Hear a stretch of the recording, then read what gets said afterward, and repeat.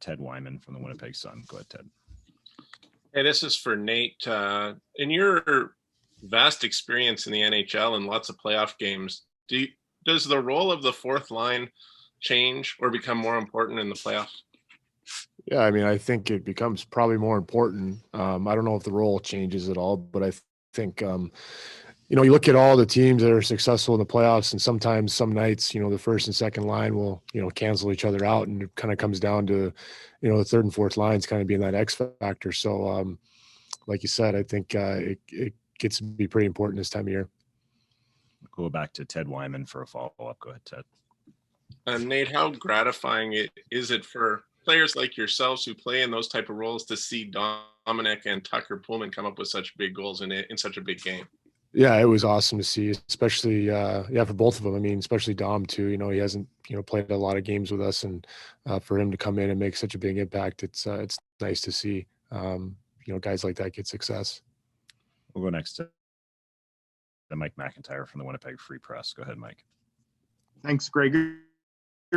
Nate, I think it was Yogi Berra who said baseball is 90% mental and 50% physical.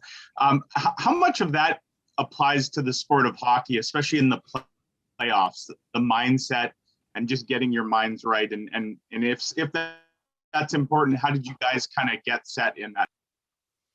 Yeah, it is important, especially this time of year. I think, you want to be, disciplined in all aspects of the game. And, the mental part of that is a huge part of it. And I think for us, I think everyone was on the same page last night. And I think, I think we're all, buying into with the way we need to play. And, at the same time, though, it's one game.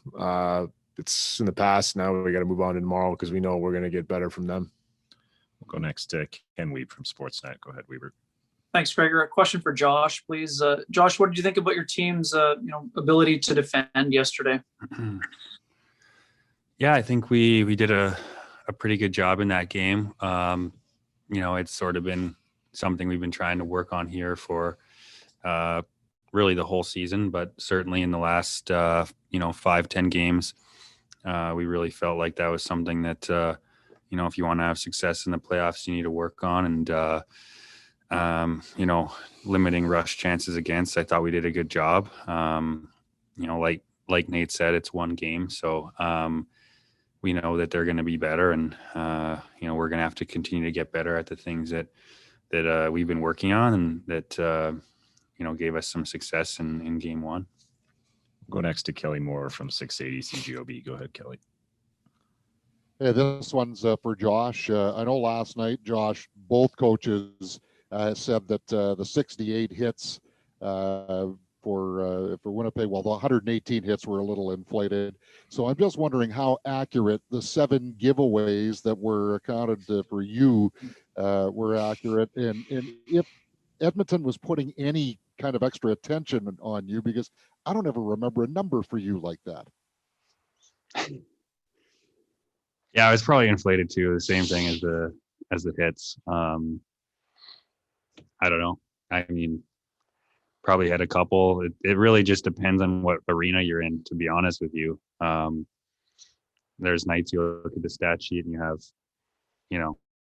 I don't know, a large number of hits when you didn't have any, and nights where you feel like you made a bunch of hits and you get none. Same thing with giveaways, takeaways. I mean, you could have, a big night of giveaways and you feel that's accurate or not. It's pretty consistent around the league, or rather the inconsistency is pretty consistent. Not too concerned about it. We won the game, and I'm going to say it was the same as the hits. It was inflated. We'll go next to Paul Friesen from the Winnipeg Sun. Go ahead, Paul. Thanks, Gregor. Nate, I'll throw this one at you. Paul Murray said last night that the room has got to one brain where everyone realized they got to play the same way. What was the turning point to get there? I remember Paul Stastny, after that 6-1 loss, had said your team needed to be more honest with themselves. There was some cheat in their game. I'm just wondering when it all started to shift. I think shortly after that. I mean, I think even a couple of games that we lost there after that big 6-1 loss, we were starting to trend in the right direction, and we were starting to play the right way. We weren't getting the results, but we were starting to play the way we need to play to be successful, especially in the playoffs. And I think our game kind of transformed after that. And last few games, especially last couple, I thought we started to kind of play that way. And I think we did a pretty good job of that last night too. But we're going to have to do the same thing or be a little bit better, tomorrow for game 2, because Edmonton's going to be a lot better. Go back to Paul Friesen for a follow-up. Go ahead, Paul. Just curious if when it comes from a player like Paul Stastny, whether that has more resonance to it than if hearing it as opposed to hearing it from a coach all the time. Was that a factor, you think? Well, I think whenever Paul speaks, he holds a lot of weight. He's been around a long time. And I think Stas, the way he plays the game, he plays the right way. He plays it 200-foot game. And, when you have a guy like that speak up and talk about how we need to play, I think everyone's going to listen to him. Go next to Ted Wyman from the Sun. Go ahead, Ted. Hey, Josh, what do you expect in terms of of pushback from the Oilers in game 2? Anything particularly different from what they were doing? I think we just know they're going to be better in everything that they do. I think, we can expect their best players to I guess respond. I mean, they have some phenomenal players, and that's just the way the playoffs work. But I think they're going to obviously look at their game, see things that they feel they can do better. We're doing the same, and that's sort of the chess match that is playoff hockey. But as happy as we are with our performance in game 1, we know that we're going to have to be better, and I assume they'll bring their best game tomorrow night, and we'll have to be ready. And final question to Sean Reynolds from Sportsnet. Go ahead, Sean. I guess a question for Josh, but I'd actually like to hear both your thoughts on this. But back to Frieser's comment about Paul saying you guys got to one brain. I'm interested in, what do you think your coach did to get you guys back to that? Because it looked like you were kind of lost for a while there. So to get back on the same page kind of right at the same time, looks like, it was an impressive effort. What role did Paul play in that? I think it's the sort of the ebbs and flows of the season.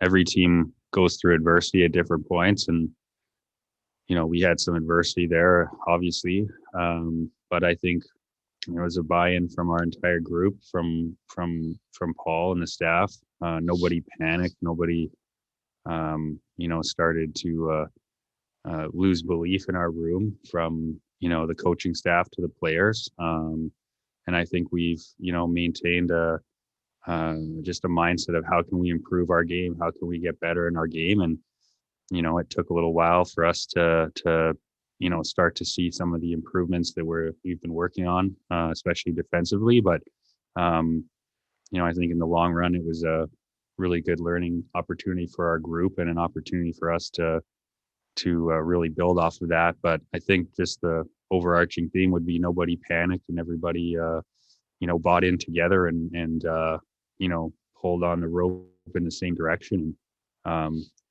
We've had some success with that, and we're going to have to keep doing that together. I think the big thing he did is, he really reinforced the process.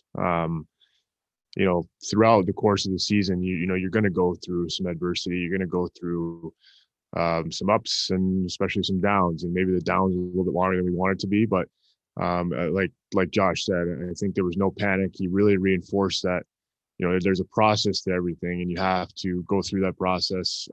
Sometimes it's tough. Sometimes it's, even if, you play well, you do things right, and you don't get the result, you have to stick with it. And, throughout the course of the season, you're pretty much trying to get your game right, and you're trying to get your game in tune and ready to go for the playoffs. And, I think that's what Paul did a really good job of, is just not panic. And he had a full belief in us that we were going to, pull out of it and, get ourselves back on track.